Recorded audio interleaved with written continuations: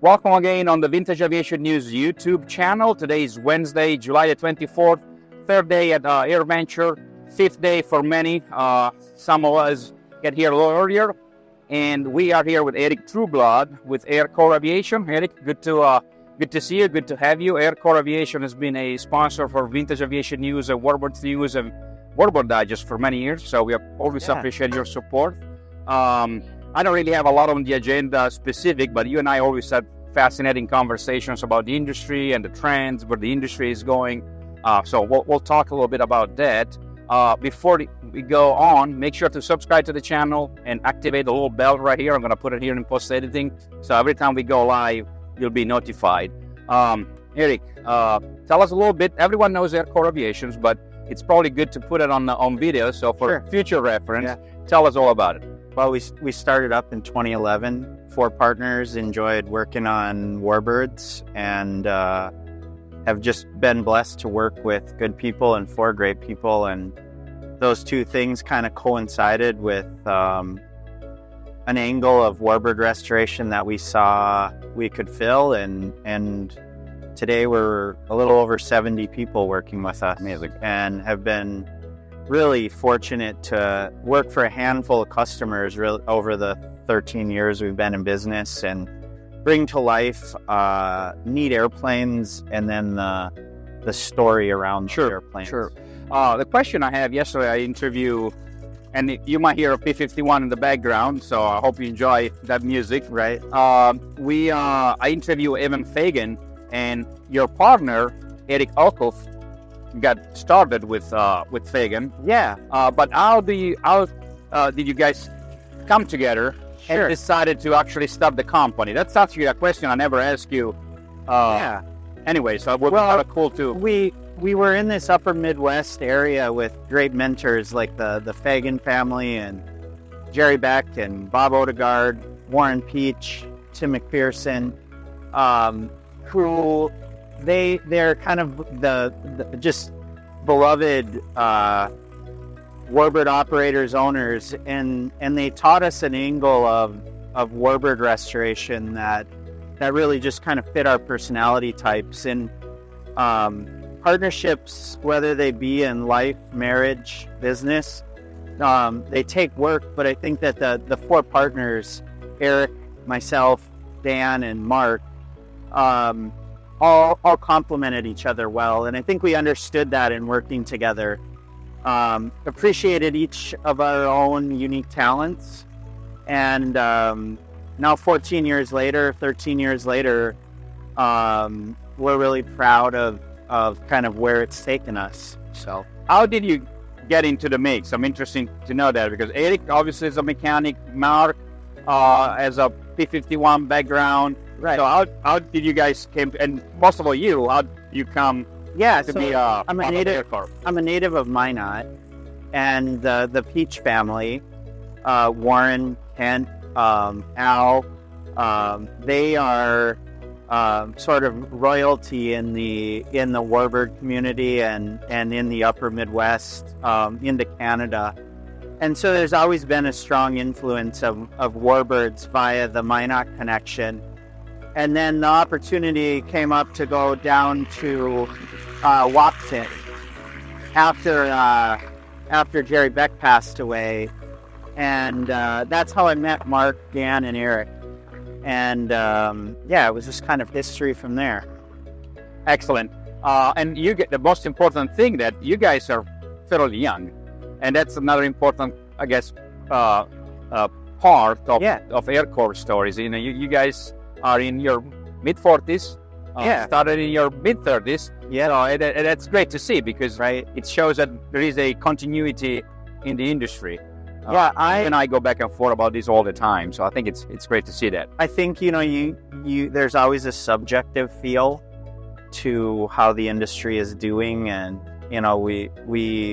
some of the things that I would say about that is we've been really intentional about looking for talent and trying to build talent within our organization. And I think we were at 180 applications to work at AirCorps this year. Now, I think we all look at that and we think that's a really amazing number statistic. Yeah. And that's an exciting thing for us. But the question then becomes like, are they in the key roles that we really need as both a company and as an industry? And so we have work to do to find and fill the right spots. And as Eric has been talking about, as we've been recruiting, you're not going to find people out there that, checked every box of experience in Warbird, in the Warbird world. But I think if you are focused on hiring for culture and teaching skills, there are a lot of passionate people, evidenced by the number of enthusiasts around Oshkosh. And we don't need to move the needle that far for the Warbird industry to fill some of the critical voids that, but we also have to be inclusive as an industry. And we hosted the Mustang Maintenance Forum this morning.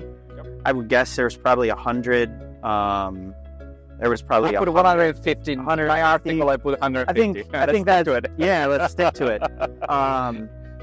But as I was taking pictures of the crowd, I couldn't help but look out there and see a lot of younger faces. Yes. And the excitement and the enthusiasm is there, but sometimes it can be hard to reach people. In that venue, though, it's very easy to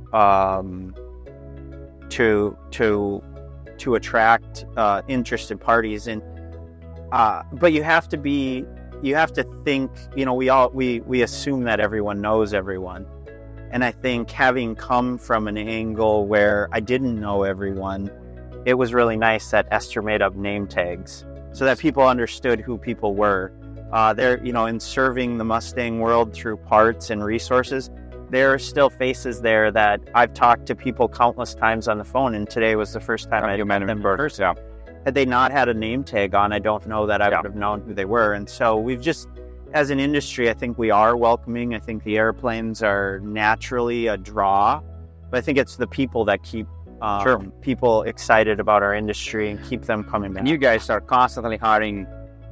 By the interaction I have with some of your employees, Esther, you're just hiring top-notch people. I think the mindset, it's really what matters, because the skills, you can teach some skills, but the mindset, it's either you have it or you don't. And it seems to me that everyone that comes work for AirCorps Aviation has a common trace of mindset that share the same visions of the company. We have some efforts to try and continuously improve, and we have work to do, but there's nothing that probably makes us prouder than seeing people take on a responsibility like AirCorps, and to take on a responsibility like, restoration shop or the component shop or the maintenance shop. And we're at a level now where I think you're starting to see some of those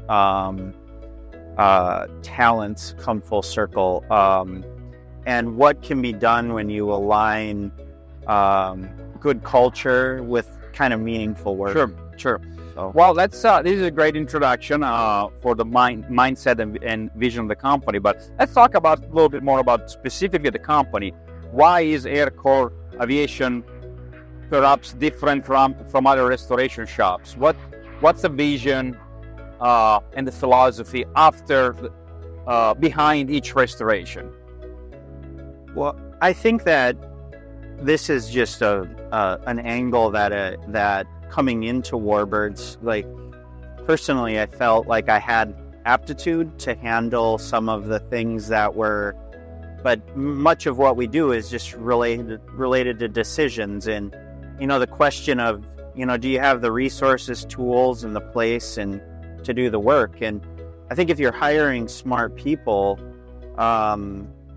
and giving them the resources to succeed and defining kind of the parameters of where you're going, you can chart a pretty unique course and do some pretty exceptional things. But I was always baffled by the idea that there was a part number that had a question about it, and you kind of had to go through this sort of tribal knowledge system of maybe you had to ask your boss for the DVD that had the drawings on it. And it felt like there was a lot of hurdles as someone who would have aptitude, but you were always an arm away from the resources that made it possible for you to make a decision or understand at a higher level what you were being asked to do. So I think at a real basic level, just the effort to connect talented people with the resources, tools, to do the work you're asking them to is just at a foundational level just so key. And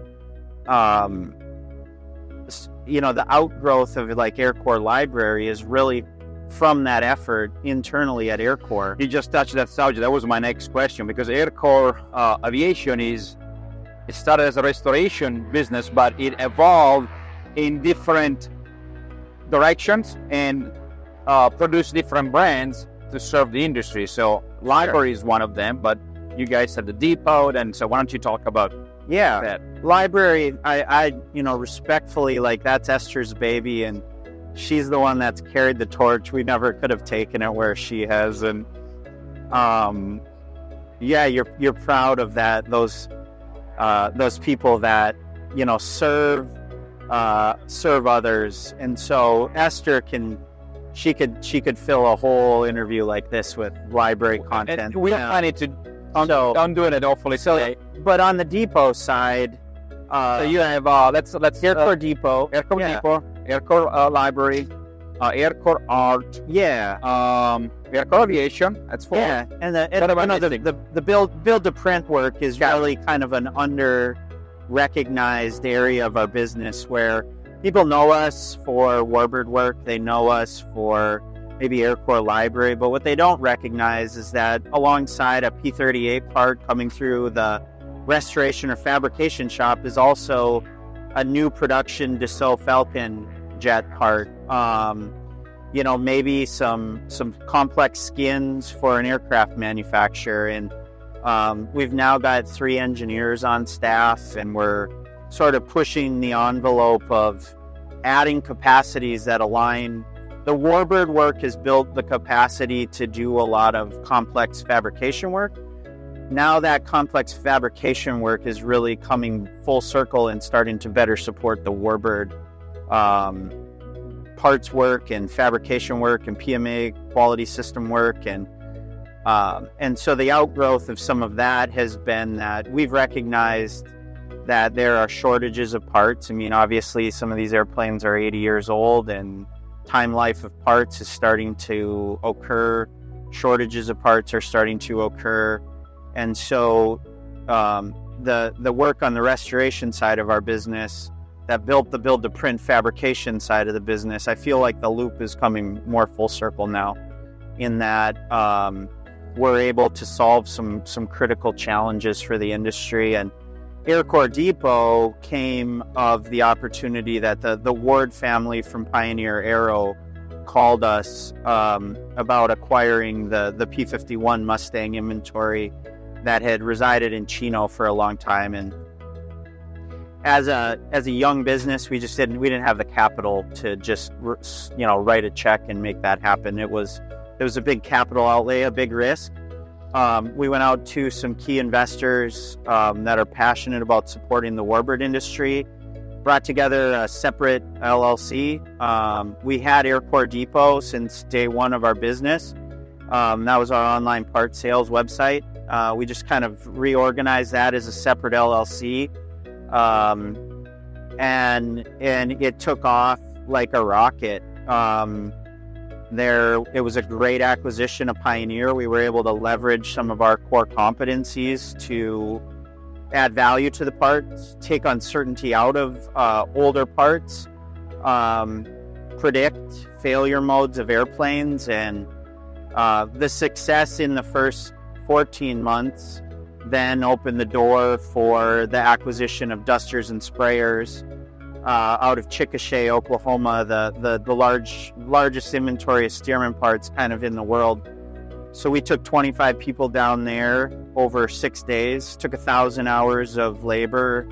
We loaded probably, I would say, 750,000 pounds of parts between Radial Engines and AirCorps. The engines went to Caleb and Steve Curry at Radial Engines in Guthrie, Oklahoma. The Stearman parts, propeller, Pratt & Whitney inventory came north to Bemidji. Massive undertaking. There's probably 50,000 square feet of parts. Thankfully, we had a building that was a recent acquisition where we were able to kind of temporarily store the parts because they weren't in inventory. And so, yeah, that acquisition came piggybacked on the P-51 I'm just excited about the idea that what we found is, in the P-51 inventory, there was about 80,000 parts that weren't in inventory. We don't even have an inventory for the dusters and sprayers inventory, but visually, we have asked her when she's done with the North American drawings. And so, ultimately, the investors made it possible. There's always, people that have questions about our intentions, but I think that, our goals and our objectives with AirCorps Depot align with a lot of the goals of AirCorps Aviation, and that's just, let's be a kind of the rising tide. That's what it's all about. Well, this is fascinating because it's really music for my ears. I do business outside aviation. I'm in business, so I like to talking to you because you do have a business mindset, and which I feel like the industry not often had. So I think AirCorps Aviation is standing the bar very high for others to compete with, but also you guys are helping other businesses because of what you do to really go to the next level and not just being the mom and pop shop that restore an airplane here and there. So, well, I think that's what you need to really have a continuity of what we do in this industry. There's no question. And you have to recognize that the path paved for us as restoration shops into the future was paved by a lot of people doing hard work to save parts. I mean, you look at Carl Scholl and Jay Whistler and the Fagan family and the people that have taken big strides over the years to preserve parts critical to the airplane. There's countless that I can't name. It might not have been as in demanded. It might not have been, and businesses naturally should evolve. And by no means are we the right thing for every business. What's worked for us has worked for us. We're up there in northern Minnesota, kind of on our own. We kind of exist in our own little world with our own little ideas, and that's just served us well. But we've got competition in our industry is great, and we need more competition. We need more competition coming in. There's so much work out there in the support of these airplanes that, working together, putting into the system, and for some, putting in is coming to Oshkosh. For others, putting in might be creating AirCorps Library. For others, putting in might be donating resources, but you have to make a business of it. We have to be professional about it, and we have to ensure that long-term businesses have exit strategies, and there's a next generation that's being trained up and knowledgeable. And again, I go back to do they have the resources? Do they have the tools? Do they have the support to do it? And I find that our industry is more than willing to share. We've just got to give them the avenues and the right times to do that. Sure. Carl Scholl last night was telling stories in Warburg camping, and I have this amazing picture of 4 levels of guys with Carl kind of holding court, talking about B-25 experiences. And those are the interactions that we need to show Carl and Tony and other shops that how much we appreciate them, making it possible for us to do this work. I know you have an appointment coming up here in a few minutes, so couple of questions. One is more for the regular warbird enthusiasts. Tell us about your favorite restoration, because you guys have done amazing work in 13 years, but you got to have one, and I know that you have one. Yeah, that is close to your heart. Yeah. personally, it's Warren Peach's Thunderbird, you know. So, yeah, being a kid growing up in Minot, that was the airplane. It's beautiful. Yeah. It was here 2 years ago, unveiled 2 years ago, and I'm sure you guys have seen it on the magazine now. So what's in the future for AirCorps Aviation? Yeah. What's coming up? So we've got the P-51B model Shillelagh actually going to a meeting to discuss that airplane being finished for Oshkosh 2026 here in a couple minutes. That transitioned from the Paul Allen, the Wings of the North entity in Minneapolis. Airplane honors Ken Dahlberg, Triple Ace from Minnesota, near and dear to our heart. That airplane transitioned to be with Dakota Territory Air Museum in Minot. So it's going to be really fun to bring another early model Mustang to life.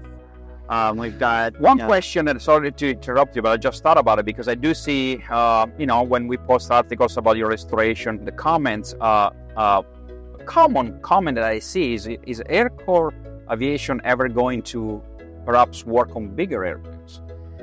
Yeah, I mean, I think that the fighters to medium-sized bombers or whatnot. Yeah, I mean, we're seeing it kind of in sort of ancillary support roles where, we might fabricate a new set of B-25 cowling. We might PMA a B-25 Lord mount or a B-17 cowl mount. Time will tell. We're a growing business. I mean, I laugh about running T6s up in the front parking lot of a beer distributorship. That was our humble beginnings. First couple of years, we didn't even have really a shop to our name. We worked on the road and sort of chased around airplanes and bootstrap building it from the ground up. So we're not super well positioned from a spatial standpoint. But yeah, it would always leave the door open to doing something like that. Certainly have been serving in support of bigger airplanes, but just don't have the experience with them. Not that it isn't, a North American B-25 or a Boeing B-17 or name the airplane. It certainly, a warbird is a warbird. It's just a bigger monster. So. Well, that's awesome. I appreciate it. Yeah, thank you for having us. Thank you for the work. Thanks for the support that you guys bring to us and the work we do. AirCorpsAviation.com. I'll put the URL right here. Thanks for watching. Subscribe to the channel. And again, activate the little bell so you'll be notified when we go live. And we'll move on to the next guest. Thank you.